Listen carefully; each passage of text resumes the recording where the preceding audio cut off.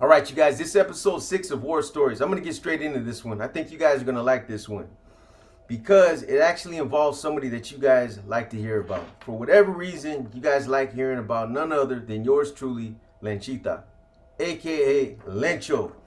So, this story is going to involve some of my interactions with him, some of the interaction I had with him throughout throughout the years between 2000 and 2003, around that time. You know, you guys have heard a lot about Lencho. A lot of it was in my book. A lot about what I'm about to tell you was in my book. Some of it I had dropped in one of my previous profiles, but I've never done it in this type of format right here. So you're gonna hear it directly from me right now, and I'm gonna get into some of the details. So, like I said, I'm gonna take you guys back to 2000, around 2001. This is around the time when I was out there functioning in Monterey County as the regimental commander. I was out there for a minute. Smokey was locked up. Smokey ended up coming out because Smokey is from Salinas. He's from Salas. When Smokey came out, you know, I was never one that was power hungry.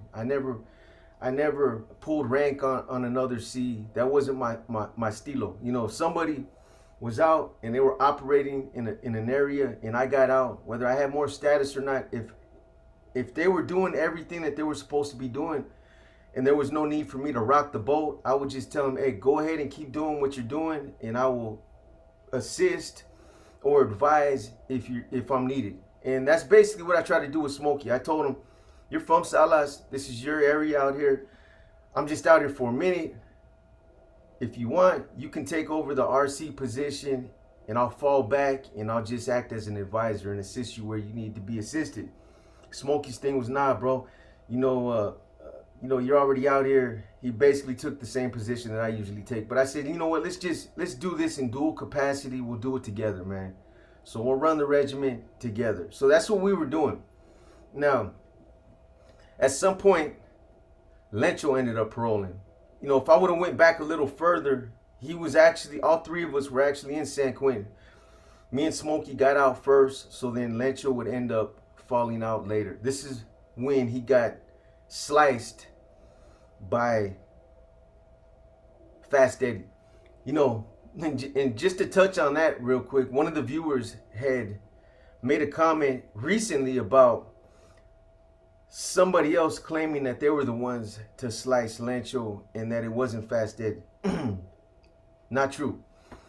I was with Fast Eddie in Santa Clara County at around, I think it was somewhere, it had to be somewhere around 2011, 12, somewhere around there. And I personally talked to him about it. And, you know, you guys already know that story. Lencho got played out of pocket. Stupid motherfucker went to Salinas Valley to parole. He ended up in paroling from Salinas Valley on high control parole is fucked up because you never know where you're gonna land. You can land in a building where there's nothing but bulldogs. Shout out to the bulldogs. That happened to me once before, but they looked out for me, man. Even though I had Nuestra Familia blasted on the back of my head and I told them I was active, they still blasted me a care package. They still looked out.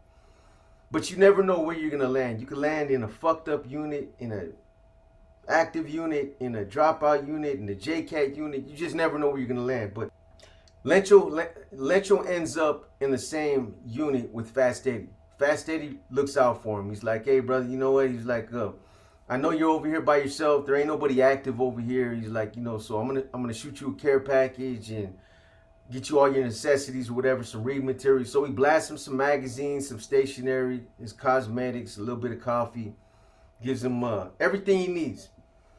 They're there for a couple days. At some point, Lencho paroles. The day he paroles, he takes everything that he has of Fast Eddie's, what's left, his magazines and all that shit, puts it in a bag, goes over to Fast Eddie's door, and he puts it in front of his door. Fast Eddie's crafty, man. He was waiting for him. When he found out he was paroling, he knew what day he was paroling, apparently. I guess Lencho must have told him. So he put together a razor on on a fucking, he rolled up a piece of paper, made a little stick that would fit through the crack of the door, and put a razor on the end, right? So the way that Salinas Valley is, you got solid doors, and on the door you got a like a rectangular window, and it gets loud in there at times. So a lot of times when you're talking to somebody out of habit, if they're talking to you, you're gonna put your ear to the door to listen to them because you can't hear them. And Fast Eddie knew that, right? He knew that. So Lencho goes up to his door. Fast Eddie, he goes over there to drop shit off. I guess he spun around. He was ready to leave. Fast Eddie was like, hey, come here, check it out. So he's talking to Lencho, and Lencho has a brain fart, right? Guess he doesn't trip on it, and he puts his face right next to the fucking crack of the door. And Fast Eddie's like, damn, this is a freebie, right? So he sticks his little razor through and he slices Lencho, right? I would have loved to have been a proverbial fly on the wall to see what Fast Eddie said to Lencho, or Lencho's expression when that happened. So anyway, he gets him. Lencho gets out, and I remember the first night, I don't think it was the same day he got out, probably the next day. We mobbed out to San Jose to see Lencho, and at that time he was fucking with the cat named Pookie. Shout out to Pookie. I know you're still active, homie. I know you're still doing your thing. If you see this, man, I still got nothing but love and respect for you, bro. It is what it is, man. Anyway, so he's kicking it with Pookie, and I see Lencho's got like a big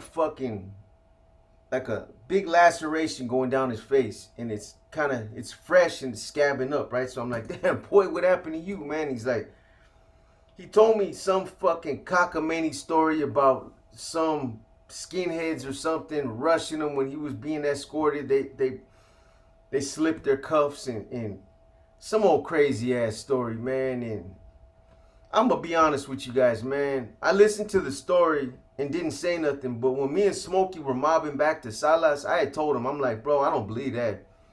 That sounded like a bunch of bullshit. And Smokey thought the same thing. But anyway, nobody said nothing to him. It was like, whatever, man, you got caught slipping, that's on you. Anyway, later on I would hear the truth about what really happened. Old boy got fucking played out of pocket. He's probably embarrassed that he went for the banana in the tailpipe. So anyway,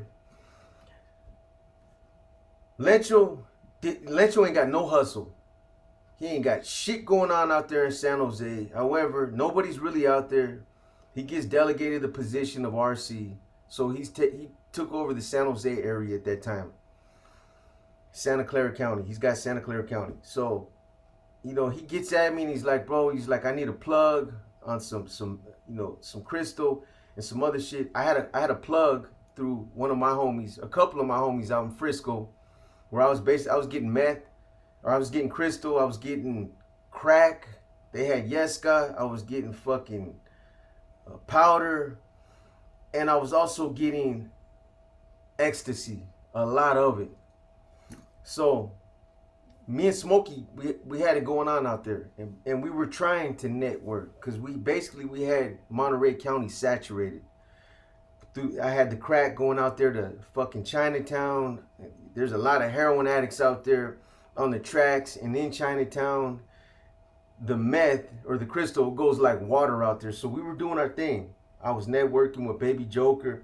Anyway, Lencho calls me up and he needs help out there. So I tell him to meet us out there, and I plug him in. I plug him with some dope. I give him some crystal and a bunch of other shit that he said he can get off. So anyway, we start working with the cat. Me and Smokey don't really care for him, but he's a C. So, we gotta work with the dude. Anyway, at one point, the fucking knucklehead, he gets busted. I get a phone call from a female. I'm not gonna put her name out there, but I get a phone call from her, and she's like, hey, your boy's getting hemmed up. She gives me his location, right?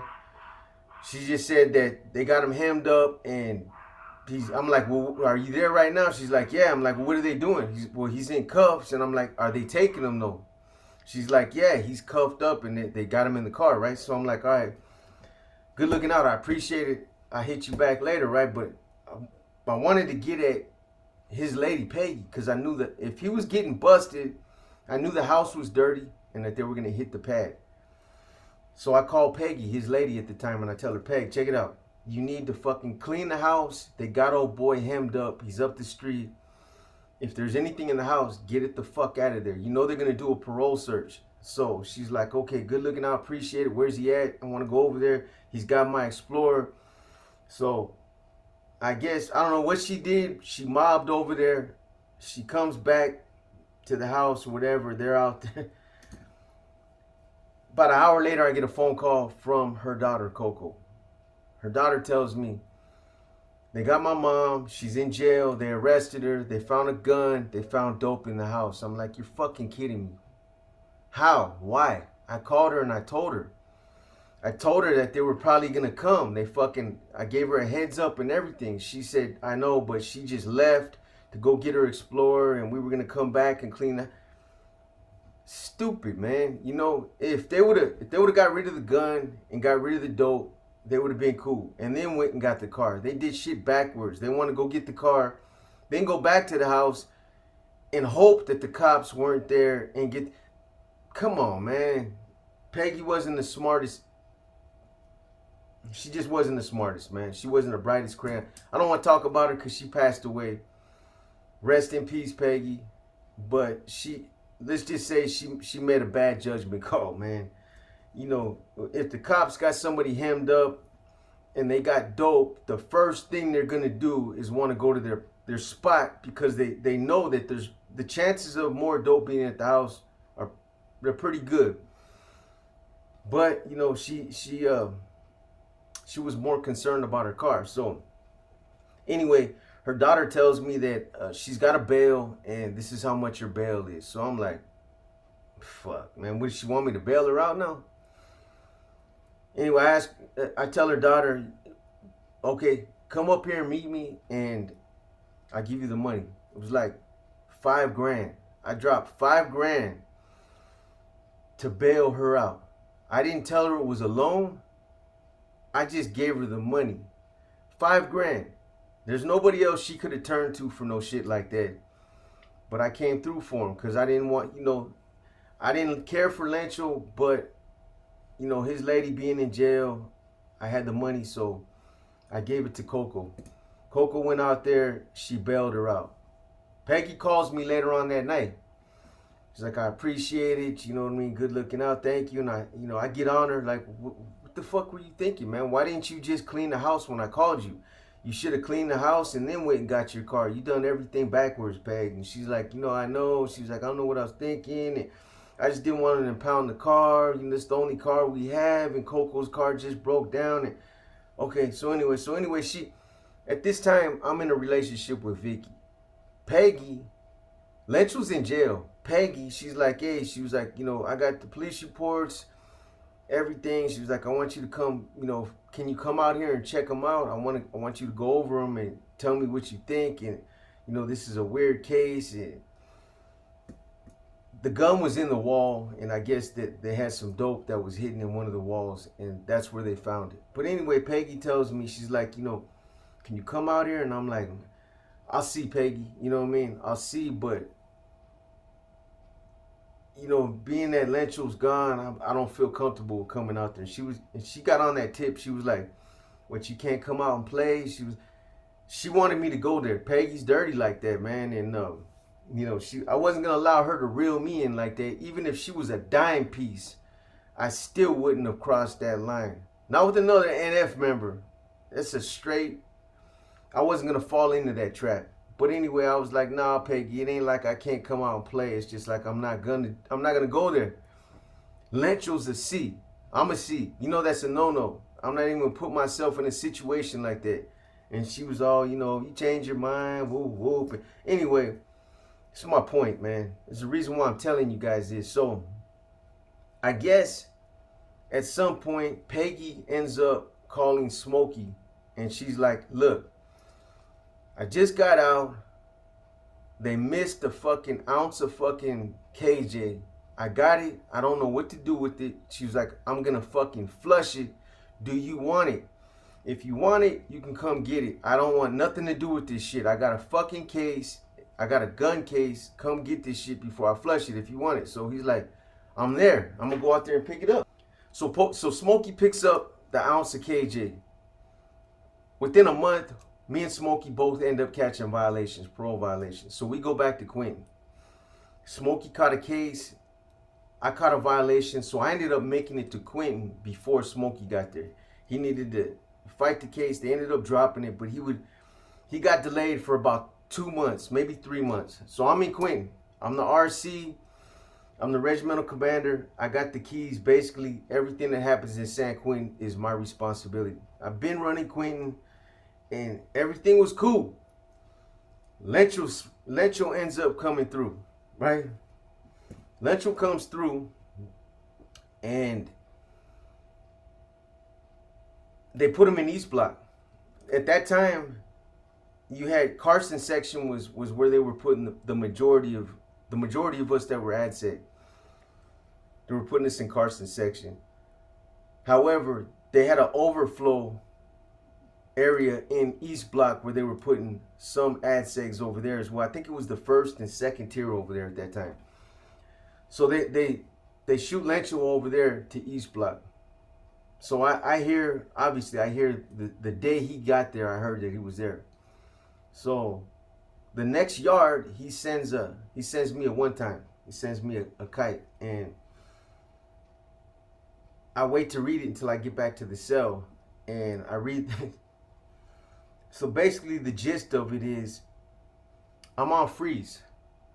He's advising me that I'm on freeze and I'm to relinquish my position to him. That I'm on freeze until further notice, and that I'm not to contact nobody. I will be advised what to do and what's going to happen when Pinky and Corny, whenever they decide to let me know. But basically, his objective was to let me know I'm on freeze, to take the RC position, and to basically for me to shut it down and not to do no damage control or reach out and try to communicate with anybody to find out what the fuck's going on. And the whole reason, so I read the kite. The whole reason was, so he says, you know, I've been advised by Pinky and Corny to let you know that you're on freeze. You're to relinquish the RC position to me. You're basically to shut it down. Just do your violation. When you get home, they'll let you know what's going on. Furthermore, so no, he don't even tell me. He doesn't even tell me why I'm on freeze. Because this scandalous motherfucker knew that it was bullshit, and he didn't want me to know. So fucking crazy, man. I went along with protocol because that's what kind of C I was. I wasn't the kind of C to buck the system, to cause a lot of ruckus. If I was given a directive, I would comply, and I wasn't trying to create any waves over there. I didn't want to get into a power struggle. It would have just been a bad look, and I was just trying to avoid all that. So I complied. I complied with the objective, and I told Lencho, okay, here's all the rosters, here's the B&L, here's everything, and I basically gave him a passover. This is everything that's going on. These are the investigations that are going on. These guys are under an investigation. These guys, I let them know everything that was going on. So he's still on walk alone, but I gotta let the household know. I gotta tell these guys, the hermanos, even the Norteños. I let them know, man. I told them on the yard, look, and a lot of them didn't like Lencho because of his own actions, because of how he conducted himself whenever he would come through Quentin. They knew how he was. They knew he was a tyrant. They knew he was all about himself and that he was a selfish dude. Now, this is how I knew that a lot of the Norteños didn't look at me like that. that they appreciated the way that I was as a leader, because I wasn't the type of dude that was, that would run the homies into the dirt, or would I was always looking out for their best interests. They're not kids, but I was looking at them as, they're under my I'm like their guardian. Everything that happens in San Quentin, me being the RC, I'm held accountable. When you're an RC, you're basically responsible for anybody and everybody in that institution. Everything that happens there is my responsibility, and I'm held accountable if somebody gets hurt, if I kick off a war with another group segment, whatever happens, I'm held accountable to answer for it. So I took it serious, and I was always trying to make things better for the homies. I was always trying to I showed them that there was a lot of NF members that still showed a lot of carnalismo, and I was one of them. And I challenge anybody that has ever done time with me to pop on here and show your face and say anything different, because that's not the kind of C I was. I wasn't out for myself. I wasn't power hungry. I wasn't a selfish dude. And I'll give you guys some examples, but of what Lencho did to make those homies feel like that. So when I had to advise these guys that I'm being placed on freeze, and per protocol, Lencho's gonna be appointed as the new RC, and I had to tell a lot of these homies, look, man, it's nothing. It's a process, and I can tell you 100%, it's gonna get straightened out. Because a lot of the times, I'm gonna tell you like this: when somebody gets placed on freeze, some people freak out, because usually a freeze is like one of the first steps before you get whacked. But I had to assure a lot of these homies, man, it's not nothing like that. Trust me, it's something that's gonna get straightened out. I'm not gonna get into it because it's NF business, but trust what I'm telling you. I know you guys don't like this dude, but you're gonna have to listen to him. Don't get yourselves in trouble. Just listen to him. I'm on freeze, but I still have a voice, and I'm not gonna let you guys get trampled on, man. So just keep doing what you were doing. Some of these dudes, and I'm not putting too much on it, man. I'm being straight up. I can tell you one for as an example, and for a fact, was like almost like it looked like he was gonna have an emotional breakdown. He was like, bro, but B, you're our big homie, man, and you know what I mean? What's gonna happen, man, bro? Look, I'm gonna resume. I'm gonna get my position back. I'm not really worried about being an RC in San Quentin. Even if this investigation isn't completed before I leave, it'll get straightened out. But this is just a big misunderstanding, man. I can assure you of that. But it let me know that at least a lot of the Norteños there, they really embraced me as a leader, and they didn't look at me like somebody like Lencho. And that was confirmation for me, man. And that was the one positive thing I can say that came out of this. But anyway, so he wouldn't tell me why, and I had no idea. I'm like, okay, somebody's throwing some shit in the game somewhere. And I was up there myself trying to fucking think, what could be a reason why I would be put on freeze? I ain't done nothing wrong. So somebody's fucking lying, or somebody's dirty politicking, man. So anyway, I start doing I start poking around. There's a homeboy over there from Watsonville named Lucifer. I knew that he had an open line to Pinky. So I got at Lucifer and I told him, get it Pinky and Corny, and let him know, pass this message for me. And basically was like, hey, old boy came through here, advised me I was on freeze. For what? What are the reasons? And give me a little, give me a heads up about what's going on. Why am I being placed on freeze? So they get back at me, and basically they tell me that because I'm being put on freeze because I picked up an ounce of KJ from Peggy, and I never paid her back for that ounce. And I was like, are you fucking kidding me? Are you kidding me? For one, I'm going to tell you guys like this. I had nothing to do with that. with that transaction. That was between Smokey and Peggy. But for two, I can tell you, Peggy is Lencho's lady, so there's no doubt in my mind that I knew that he knew that that wasn't me. That's his old lady. How is she gonna mix me up? He's in contact with her every day. She's visiting him. How is he not gonna know that it's Smokey? He just wanted that position, man. He wanted that position as the RC because there were certain perks and things that he was gonna benefit as the RC. That's how slimy this fucking dude is, man. Or was. He ain't nobody now. He got his wings clipped and he's on a fucking PC yard somewhere, probably in a wheelchair with the fucking chrono for 100 chronos for everything. Pillow, special socks, special fucking Depends diapers, and all the other shit that he cries and snivels about. So I couldn't believe it when I heard this, man. So anyway, I get back at Lucifer and I say, hey bro, blast this back to them and let them know that for one, I had nothing to do with that transaction. It was somebody else. It wasn't me. I wasn't going to tell him who because I wasn't going to throw Smokey under the bus. I knew Smokey was going to be touching down anytime.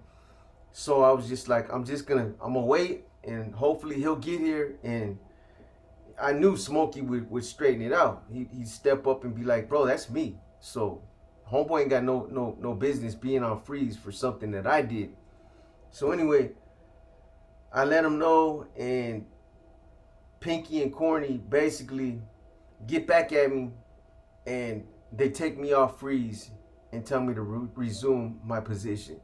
So I get at Lencho and I'm kind of upset now. I get at him with a one time and I'm kind of coming at him sideways. I'm like, nice try, bro. You know what I mean? Nice try. I'm advising you now that you're to relinquish your position. I'm taking my position back. I got it, Pinky and Corny. And that little foul move that you and your lady pulled, that was pretty good, man. But now you're gonna have to answer for it.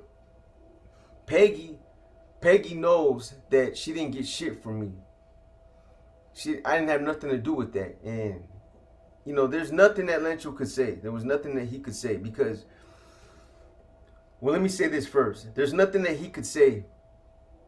He knew the situation, but he didn't want to tell them that it wasn't me because I would have still remained the RC and he couldn't have pulled all the scandalous moves that he was trying to pull. So, you know, I still didn't tell Lencho that it was Smokey. I knew he knew. I knew that Peggy told him. So I told him, you know, you're relinquish your position. I'm taking over. Go ahead and forward everything back. You know what I mean? So he threw a little hissy fit. I told you not to, you know, not to be reaching out to anybody. You were on freeze, and I get back and I don't give a fuck what you told me. You don't run shit. You're not my superior for one, and for two, you know, I have every motherfucking right to reach out to brass if I'm getting put on freeze and you're gonna try to fucking or if you know, if I'm getting put on freeze for something that I didn't do. And then Smokey pulls up. So Lencho at first didn't want to relinquish his, he didn't want to give the position back, but he had to. And then I told him to give me all 10,000 of those fucking pouches of bugler that he was fucking hoarding in himself. So I'm gonna tell you guys about that in a minute. But Smokey ends up pulling up, and I end up getting to move right next door to me, and I tell him about it, bro. I was on freeze, and this is why. And he was like, oh man, fuck, bro. He was like, man, you know, I'm gonna get it, old boy, when you know, we go out to the yard, and I'm gonna file a report to Pinky and Corny and let them know you didn't have nothing to do with it, and it was all me, and he knew it was me, and yeah, I know he did, you know, but he still allowed me to get put on freeze knowing that I didn't have nothing to do with it, because Lencho's whole thing was every time he came through Quinn, he wanted to be the RC because he wanted to take advantage of some of the luxuries and the privileges that we had over there as a household. But he wanted to keep it all for himself. So I had an agreement established with a few dudes on death row. And basically it was still at the time where we were still allowed to smoke within the prison. they were still allowing tobacco for you to purchase tobacco in canteen. And these guys would buy like anywhere from 100 to 200 pouches, and then we would give them stamps. So with the homies, what we used to do is, I mean, it was like dope. I would get a lot of this bugler, and I would bag up half pouches, quarter pouches, full pouches, and what's known as baseball bats, basically cigarettes. So all the homeboys that would be on the tiers, whether you smoked or not, you had a responsibility to sell so much tobacco. So you would hear, you go in C-section, you can hear it all the time. I got baseball bats. Where you at? Baseball bats, quarter pounds, half pounds, quarter ounces, half ounces. You can hear them on the tier all fucking day, man. And they're basically doing it for the household, whether you smoke or not. You know, so when Lencho was there, and even another time when he was there as an RC, he would get all those pouches and he would keep them all in his cell. So he could sit there and smoke like a fucking train. He'd sit there and blow tobacco all day while the homeboys were getting rationed out. The homies might get 2 or 3 cigarettes for the whole day while this motherfucker's up there smoking whole pouches. So I told him to relinquish all the tobacco that he was hoarding up there. I wanted all his little his ledgers, you know, when you're doing the tobacco and you keeping track of the stamp count, and it's like money and dope, man, straight up. And I wanted all the books to account for everything. And I even asked him again, bro, why are you hoarding all this tobacco? This shit needs to be separated. For one, it's just showing how greedy you are. But for two, it's stupid, man. If your pad gets hit, we lose everything. This shit needs to be broken up into multiple cells. Different homies need to hold 4 pouches each so that we don't lose everything. We lose everything. It's like getting raided on the street. You got 30 pounds of dope and the fucking cops kick your door and they take all 30 pounds. You got to start all over. Unless you got, 5 or 6 pounds sitting at another safe house somewhere else. You don't ever put everything in the same spot. But again, this was all because he was a selfish dude. He's a tyrant. And he wanted to just smoke all day like a fucking train. Anyway, the story gets better, man. So even though I'm used to dealing with Lencho's scandalousness throughout the years, it's been the same shit. But I was always the C that would keep his punk ass in check. Every time he would do something that he wasn't supposed to be doing, I would be the one to check him, or I would be the one to fucking get on his helmet. And that's why there was a personal issue between me and Lencho. That's why we always bumped heads. I'll give you guys another example. I had a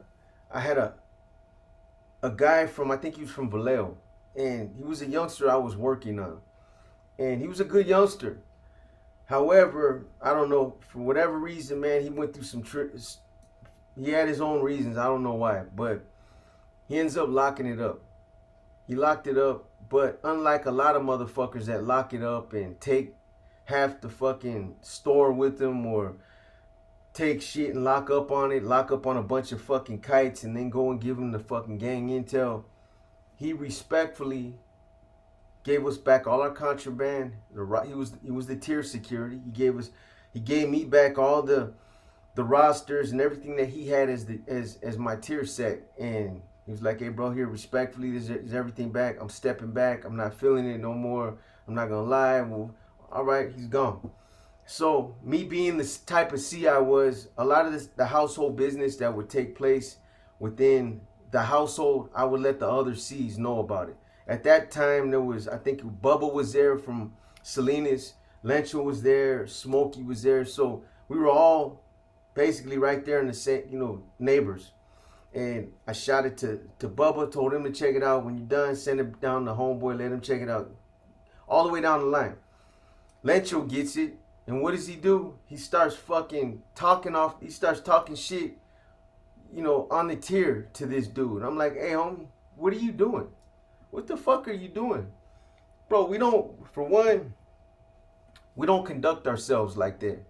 For two, what kind of look you think that gives? I mean, we're C's, man.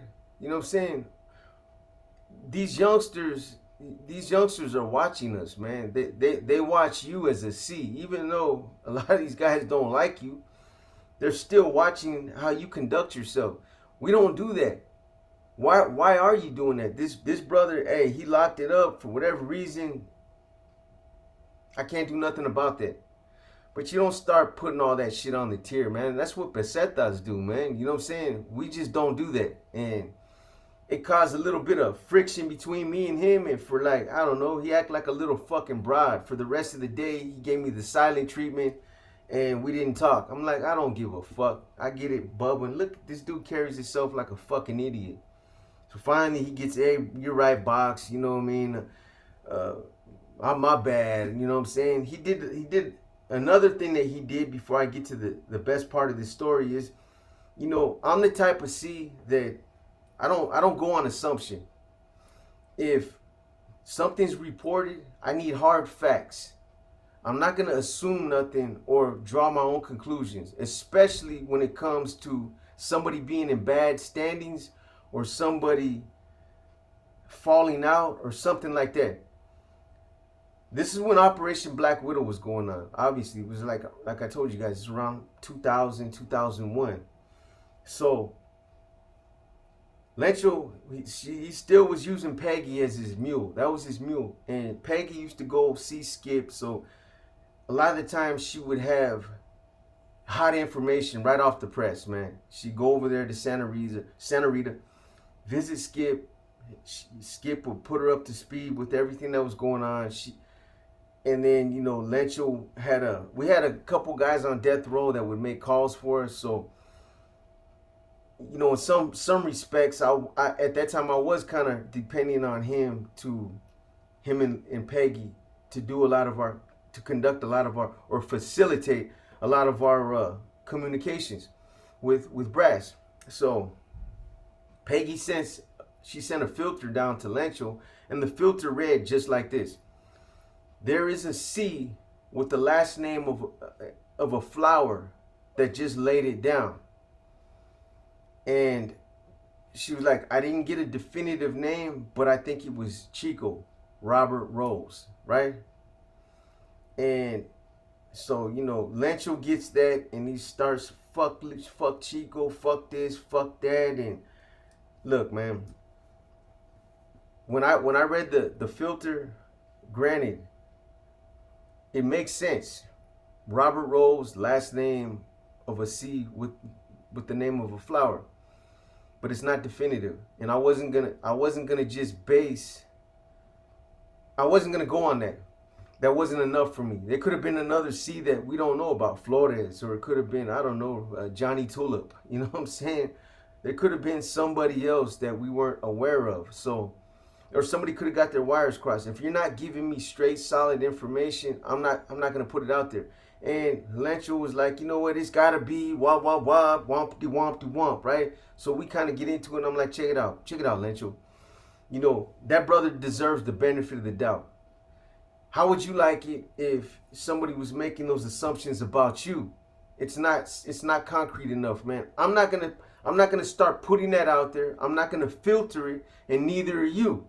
And that's kind of how it went. And we had some strong words, and again, he acted like a little bitch that got his feelings hurt, and we didn't talk. He gave me the silent treatment again, which was cool with me, man. I could have lived up there and been happy if he would have done that 24/7, because I didn't like the motherfucker anyway. And even though he was one of my neighbors, I spent very little time talking to him. You know, straight up, dude. He didn't really. He's not an interesting dude, man.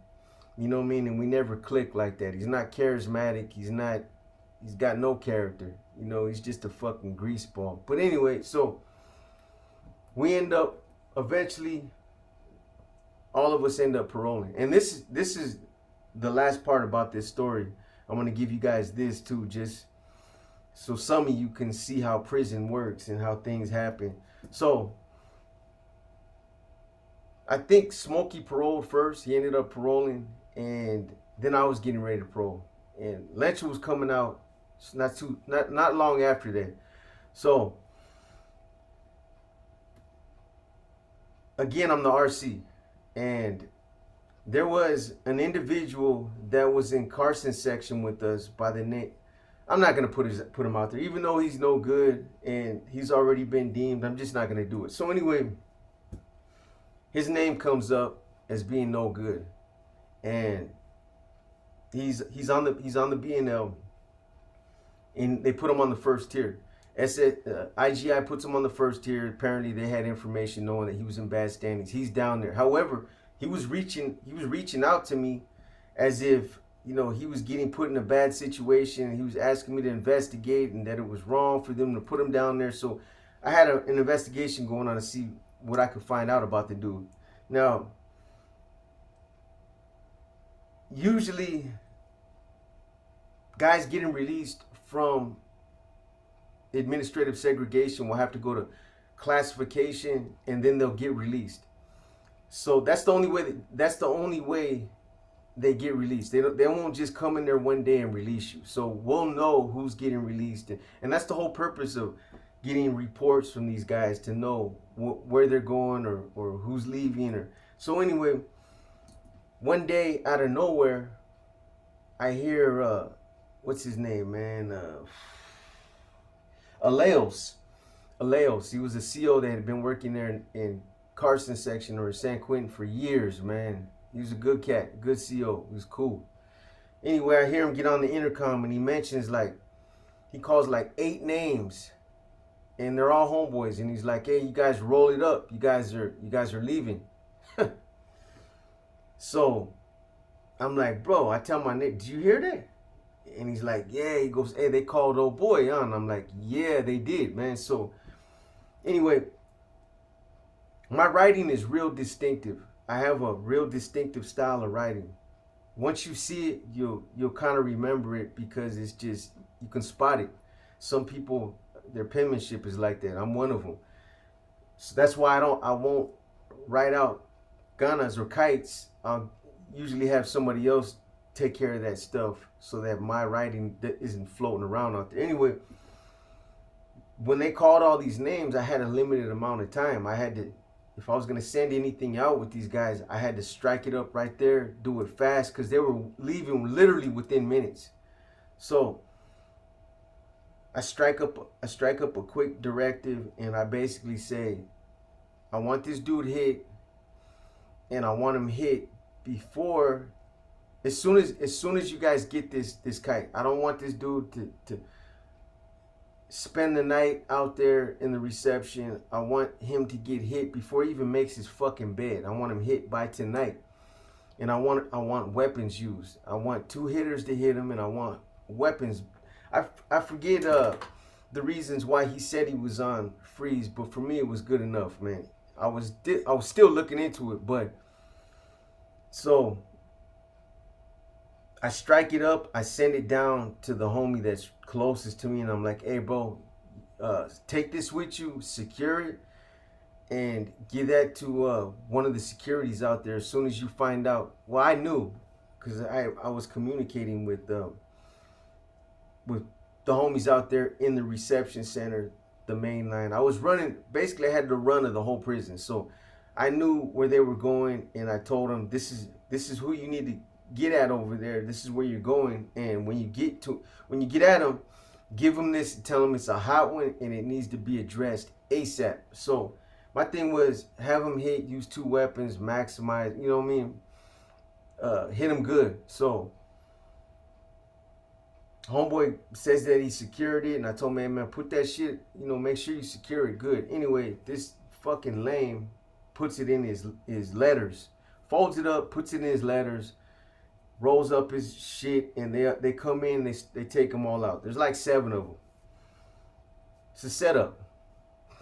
It's a setup, man.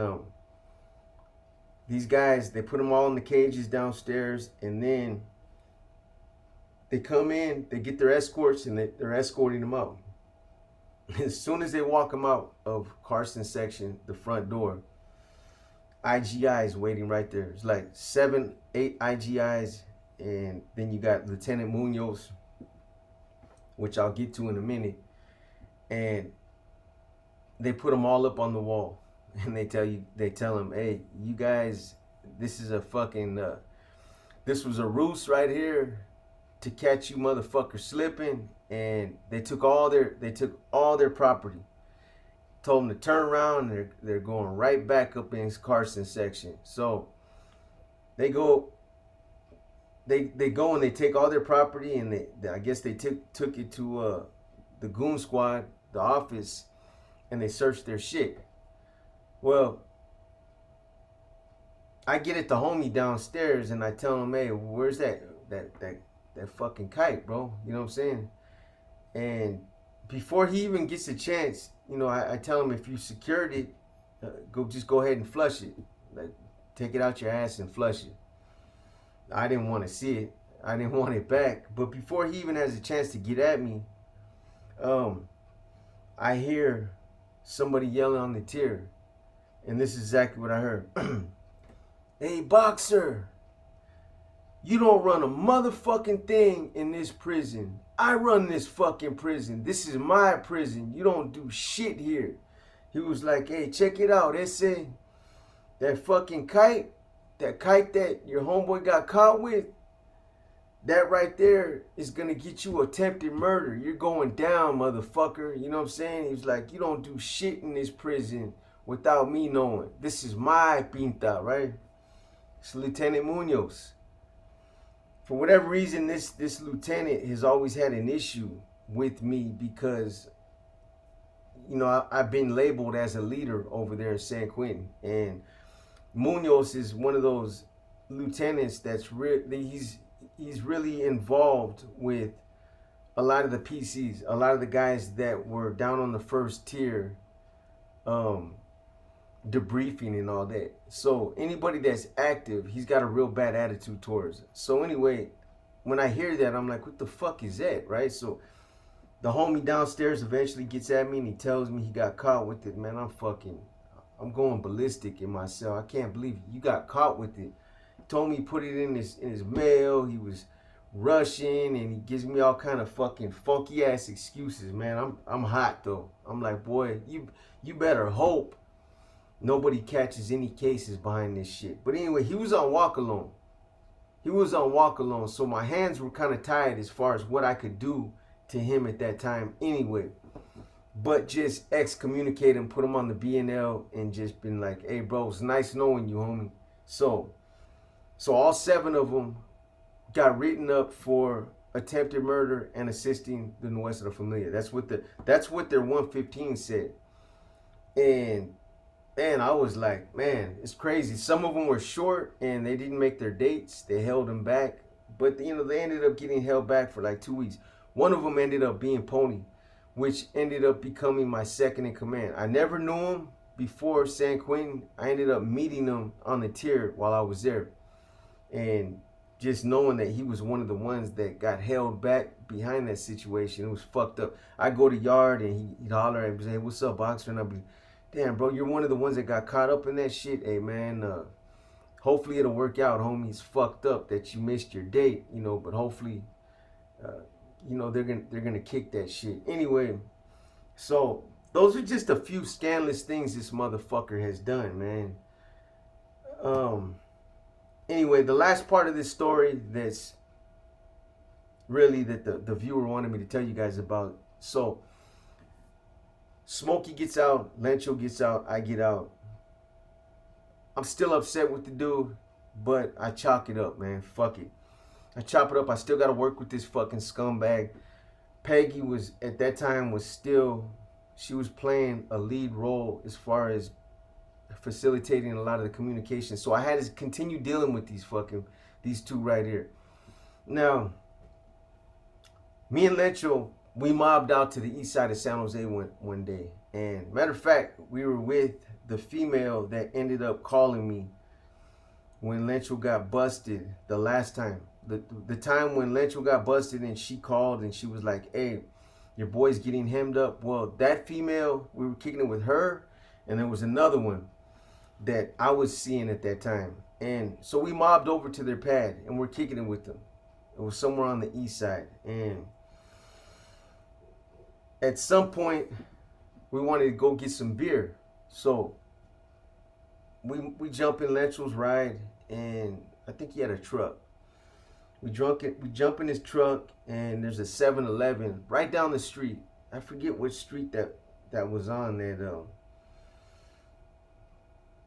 where that happened. But anyway, there's a 7-Eleven on the east side of San Jose.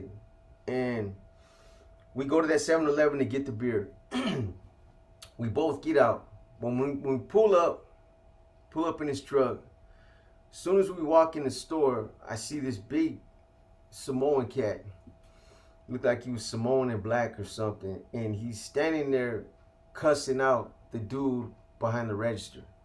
You know, he's just talking a bunch of gibberish and how he'll fuck him up. And dude's kind of drunk and he's buzzing, and I can tell. So my thing was to just stay away from this clown. You know what I'm saying? I go and get some beer. Lencho's grabbing some other shit, and I walk up, and the dude says something, but I don't say nothing. I just continue paying for what I'm paying for, and my thing is to just get away from the dude because he's talking loud, he's talking shit, and I knew he was drunk. So Lencho, you know, because this dude is acting kind of funny, I wait for Lencho instead of mobbing out to the car by myself. I wait for him because I know he had to pay for his shit too. So he walks up to the register, and the dude, like I thought, the dude says something to him, but he don't do nothing to him. He just starts bumping his gums, or he starts bumping his suck muscle. So we walk outside. We're getting ready to get in the car, in his truck, and the dude follows us out of the store, and he's just talking shit, man. And I turn around because he calls me. He's like, "Hey, man," he was like, "This is what he said, something to the effect of, your people, man." He was like, "Your people. I used to be cool with your people," and he was like, "That's fucked up, man." And I don't even know what the dude was talking about. But I turned around, I listened to him for a minute, and then I turned back around and started to get in the truck. And the dude was like, "Hey, man, come here, man." He was like, "Let me tell you something, man." And so I'm like, this motherfucker. I throw the beer in the truck, and I'm like, "What's up, man?" And he starts getting loud, and he's talking shit, and he's like, "Man, I thought your fucking people were cool, man. Your fucking people ended up." And he starts pointing his finger. And I'm waiting for him to get within arm's reach. And he gets within arm's reach, and he starts getting aggressive, man. So I fire on the dude. I crack him in the jaw. Bow! I set one on his jaw. It was a clean one. This dude dropped in his tracks. I'm talking about, I didn't just drop the dude. You ever hit somebody where when you hit them, you know you got them good and they're going to be out? I hit him with one of these types of outs when a dude falls down on the ground and his arms just stiffen up. That's how out he was. Put it like this, man, and I'm not putting the 2 on the 10. I'm telling you guys straight up. I hit the dude so good, and he dropped and hit his head. You could even hear his head when it hit the ground. He hit his head. I think he probably hit the ground harder than I hit him. But he was out, man. Out, wasn't moving, done. Dunsky. What was funny though is, so I crack him, bow, and then I get in the truck. When I get in the truck, there's an Africano that was on the phone. He was on the payphone. He's on the payphone talking to somebody, and when he sees that the dude dropped, the dude had a bag in his hand. The Africano walks over to the dude, bends down, takes the bag out of his hand, looks at me, gives me a peace sign. He peeled the dude for his shit. I don't know what he had, but he peeled him for it. And then I hear Lencho squawking. This fool starts in about, "Man, why'd you do that, bro? We're both on parole. That was stupid. They're going to get my license plate. They got cameras in the fucking store. They're going to see both of us. We're both going to get..." You know what I mean? I was like, "Man, shut up, man. What you tripping on, bro? What was I supposed to do? This dude's getting in my face. He's drunk, and he started to get aggressive. So, I get it that you're a pussy and you ain't gonna bust a grape. You gonna let a motherfucker get in your face and talk shit. But what was I supposed to do, bro? You know what I'm saying? And quit worrying about it. If they pull the cameras, if they pull the footage, and they do get your plates, you know what I mean? I'm the one that hit the dude. So I don't know what you're crying about, man. If you're worried about it so much, why ain't you worried about being caught on tape, being with another parolee? You're gonna get violated for being with me anyway. So anyway, man, he cried about it and he got upset about it. And anyway, man, my thing is I looked over at this cat and he wasn't moving and he didn't move. And I've known homeboys that have hit people like that and they hit the concrete and that was it. I knew a couple cats that were in prison. Matter of fact, one of them, they called him One Punch because of something just like that. The dude hit his head on the ground and he ended up dying. Well, that's how hard he hit his head on the ground. And I was so worried about it because I was watching him all the way while we were driving out of the parking lot. My eyes were on this dude and he didn't move the whole time. But I was so worried about it that when we got back to the pad where these two females were at, I actually told the one I was seeing that to walk down to 7-Eleven and to see what was going on. Now this fucking punk's got me all tripped out. I'm not really tripping on socking a dude or catching a violation for something like that because this dude was getting in my face, man. You know what I mean? But I ain't trying to kill the dude either, not on tape. And if I was, it wouldn't have been like that. Not on camera. Anyway, the two females, they end up walking down there real quick. They walked down to the 7-Eleven. They seen everything that was happening down there. They came back and they told us what they seen. Basically, when they went down there, the dude was just barely wake. I guess they were just barely waking the fucking dude up. He was literally he was sitting up and he was still sitting where he had fell. And, they even walked in the store and tried to get a feel of what the clerk or the guy working behind the register said. And apparently they went in there and they had an opportunity to talk to him and ask what was happening, like if they were going to pull the footage or anything. And the guy said, no, man. He was like, the cops asked him what happened. And he said, hey, this dude was drunk. He came in my store. He was disrespecting me and he got in the wrong dude's face. And the dude put him to sleep. And the cops were like, yeah, well, that's what happens. They, at least they weren't on some other shit. They weren't trying to pull video footage to see who assaulted this dude. They were like, you know what? He brought it on himself. So they ended up taking the dude probably to the hospital to get him medically cleared, and then they probably let him go. But, that's just one short story involving that greasy motherfucking greaseball, Lencho, Lorenzo Guzman. That's, my interaction with that dude out there. I'm sorry that I ever even met that dude. I'm sorry that we had the opportunity to work together. It's been nothing but bad experiences with that cat. But it seemed like every time I ran into that dude, every single fucking time, there was something bad was happening. Either I was getting put on freeze for something I wasn't doing. His old lady was fucking crossing wires, and man, it was just one thing after another with that dude. I got no love for him, no respect. I don't wish prison on nobody, but boy, all that bad karma is finally it's time to pay the piper, man. And that's why you are where you are right now. Anyway, that's my story for today. That's episode 6. I hope you guys enjoyed it.